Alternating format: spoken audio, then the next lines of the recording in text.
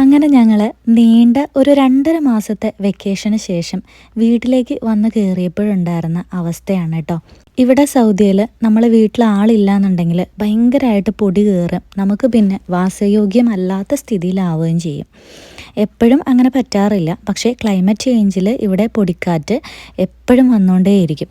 Once climate പൂർണ്ണമായിട്ടും change ആയി കഴിഞ്ഞാൽ പിന്നെ പൊടിക്കാറ്റിൻ്റെ ശല്യമൊന്നും ഉണ്ടാവാറുമില്ല. ഞങ്ങൾ നേരെ വെളുപ്പിനെയാണ് കേട്ടോ ഇവിടെ വന്ന് കയറുന്നത്. വന്ന് കയറിയപ്പോൾ തന്നെ പൊടിയുടെ സ്മെല്ലും പിന്നെ ഡെസേർട്ട് പരുവമാണ് ഞങ്ങളുടെ സിറ്റ് ഔട്ട് കിടന്നായിരുന്നത്. എനിക്ക് നേരം വെളുത്ത് കണ്ടപ്പോൾ ഒറ്റയ്ക്ക് കൂട്ടിയാൽ കൂടില്ല എന്ന് മനസ്സിലായത് കൊണ്ട് തന്നെ ഞാനൊരു ക്ലീനിങ് സ്റ്റാഫിനെയും കൂടെ അറേഞ്ച് ചെയ്തു. ക്ലീനിങ് സ്റ്റാഫ് ഫിലിപ്പിനിന്നാണ് കേട്ടോ. ജാൻ എന്നായിരുന്നു ആ കുട്ടിയുടെ പേര്. ഞങ്ങൾ രണ്ടുപേരും കൂടെ ഒത്തുപിടിച്ചാണ് ഈ വീഡിയോ പരുവമാക്കിയത്. കിച്ചൺ ക്യാബിനറ്റൊന്നും എനിക്ക് ഫുള്ള് റെഡിയാക്കേണ്ടി വന്നില്ല, അതൊന്നും അത്ര വലിയ കുഴപ്പമില്ലായിരുന്നു. പിന്നെ ഒരു കോഫിയൊക്കെ കുടിച്ചു.